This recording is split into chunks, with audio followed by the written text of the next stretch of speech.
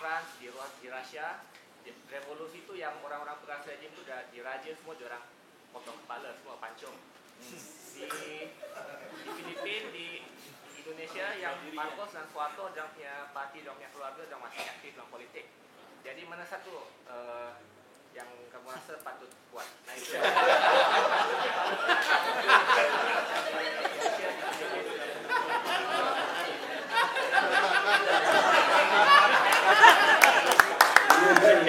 Soal cukup mah ni. Panas sekali. Memang Gaddafi Husni Mubarak wujud di Sarawak. Saya ingat di Sarawak itu lebih begitu. Gaddafi dia taklah kahwin isteri umur 28 tahun.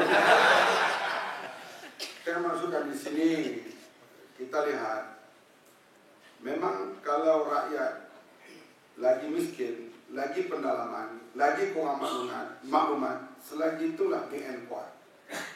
Sebab itu kita lihat pemerintah dia kurang kuat di kawasan-kawasan yang kita kata rakyatnya agak cerdik dan berpelajaran.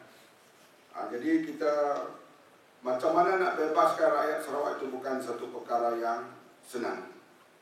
Jadi kemiskinan, pendalaman memang melanda mereka. Ya, menjadi suatu proses evolusi yang panjang, tapi kita juga kena ambil peranan untuk mempercepatkan evolusi itu, untuk menjatuhkan rejim kita kata macam Husni Mubarak di atas muka bumi ini, Suharto dan sebagainya. Kemudian kita berkuasa seperti kita gariskan dalam janji kita, yaitu buku jingga dan sebagainya. Tak adalah kita nak potong kepala penumpang kita.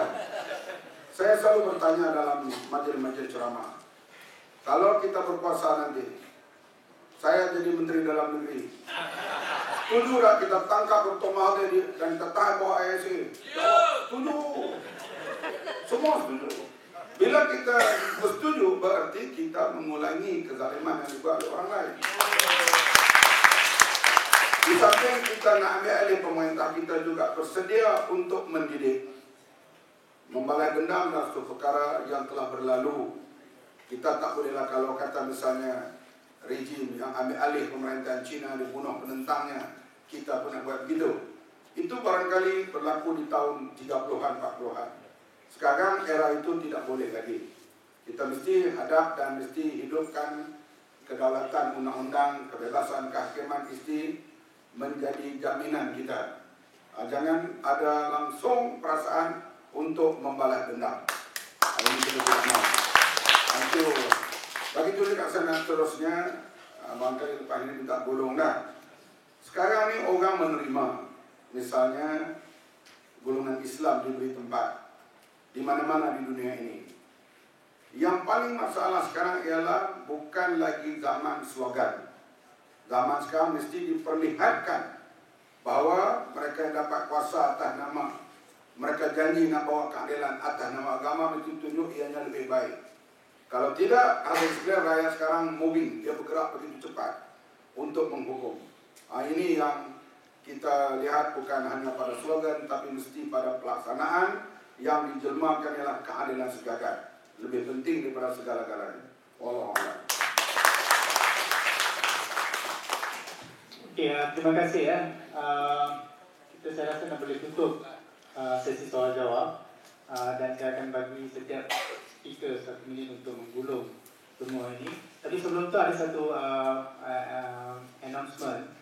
Forum Malaysia After Peaceful Assembly Act pada 11 hari bulan 2 Sabtu 2 hingga 5 di auditorium Selangor Tennis Assembly Hall. Okey, ini mereka minta kita hadir. Dan sekali lagi yang 26 hari bulan 2 adalah himpunan hijau 2 di Kuantan. Dan 4 hari bulan Mac kita ada forum kiri anak muda kuasa revolusioner.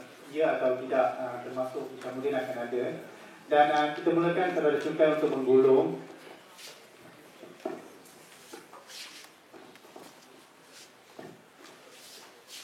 Okay, kita lihat pada masa sekarang kita ada krisis ekonomi, ada krisis climate, krisis iklim sedunia, ada krisis makanan, macam-macam krisis. Sebenarnya ini semua krisis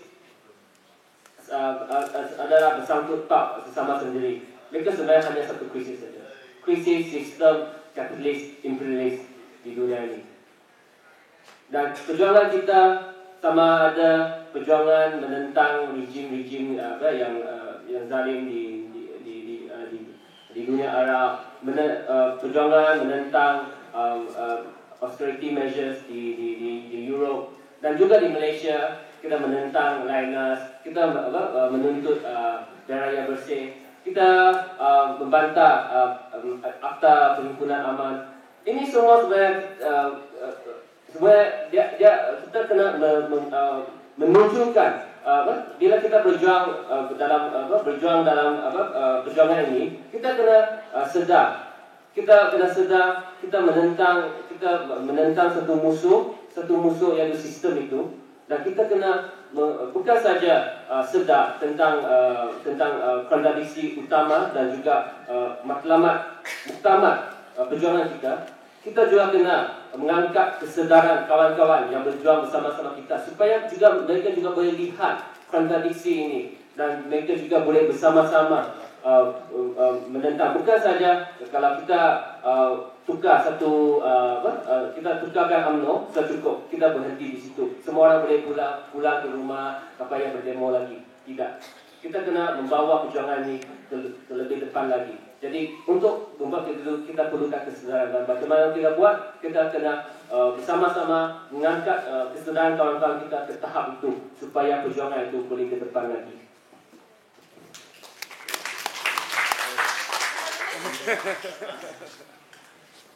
Saya melihat rejim-rejim yang jatuh dalam sepanjang zaman, karakternya serupa. Sama ada Firaun, Namrud, dan kerajaan Islam itu sendiri yang jatuh. Kita kena lihat Islam dan tamadun yang berkembang di awalnya dulu, apabila pemimpin-pemimpin, khalifah-khalifahnya, orang pergi cari istananya tak jumpa, artinya tak ada istana. Masa itulah dia berkembang dan membawa satu tamadun. Tetapi bila khalifahnya duduk di istana yang besar-besar, waktu itulah wilayah Islam jatuh satu demi satu. Istana yang saya sebut selalu hebat, selejang kuda berlari, sepenat burung terbang. Hut di tengah, di tepi tak dengar. Ini jenis istana. Kita lihat kalau kita pergi India, kita tengok istana Humayun. Bagaimana dibina di tanah datar, tinggi, tanah yang ditambun itu lebih daripada 15 kaki atau 20 kaki. Zaman tak ada lori dan sebagainya, maka bangga buat istana itu. Tentu sistem perhambaan yang cukup kuat waktu itu.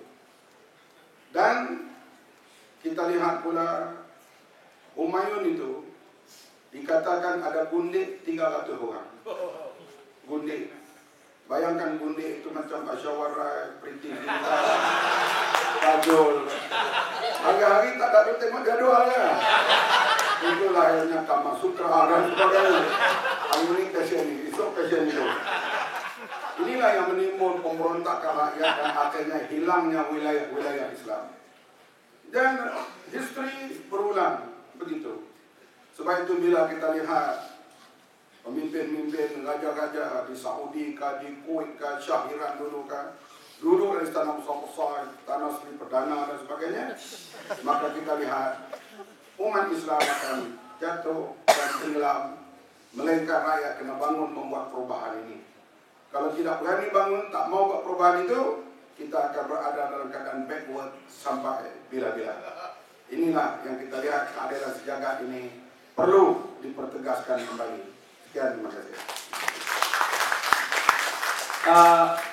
Untuk saya pada ketika ini, pada tahap ini, yang penting ialah kita melahirkan perserikatan Grand United Front. Menggalang perserikatan semua kumpulan-kumpulan, ya, tidak mengira parti politik kiri kanan, dengan satu tujuan, untuk menjatuhkan kerajaan United Malay National Organisation. Ini jelas. Ya. Kita mengurangkan perbezaan, menanamkan perbezaan. Kalau nak cakapkan saya ya, saya dengan pemuda PAS ni saya tak suka kerana saya celebrate Valentine Day. Dia anti Valentine Day. Tapi untuk itu saya tinggalkan. Kerana kita ada agenda yang lebih fundamental daripada Valentine Day. This is more important. Kerana itu Valentine Day is not important. Agenda kita ialah untuk menjatuhkan United Malay National Assembly. Itu dah. Jadi kali ini kita harus fokus. Yang kecil-kecil ni, anti-concert semua ni, ini leceh. Ini betul-betul leceh-leceh lah. Tak apa dah. Jadi kita harus, jadi kerana itu kita harus menimbulkan kesedaran untuk melahirkan, menggalang satu peran yang besar. Satu peran yang memiliki harapan untuk melahirkan demokrasi baru. Itu saja harapan saya. Jadi ini kemungkinan ini. Memang kita memiliki perbezaan. Daripada perbincangan kita melihat perbezaan-perbezaan. Seperti juga di Mesir, seperti juga di Syria, melihatkan perbezaan. Tetapi di tahap ini, at this stage of the struggle, tahap ini kita perlu bersatu, menggalang satu peran persaudaraan yang sama untuk tujuan satu saja. Sesudah itu, kalau Abang Mat dari Menteri Dalam Negeri, boleh jadilah kan? Kalau orang cakap saya tak tahu. Jadi itu saya baru. Jadi kita punya harapan. Tapi yang paling penting ini ialah kita sama-sama sedar. Seperti kali tadi cakap, kalau kita memiliki kesedaran, satu pun kita lah. Sekarang ini seperti ada ramai orang tidak memiliki kesedaran. Kemiskinan ini memang melahirkan seperti di Sarawak dan di Sabah itu tidak melahirkan kesedaran. Jadi kita ini harus melahirkan kesedaran itu sama-sama kita sama sendiri. Terima kasih banyak-banyak.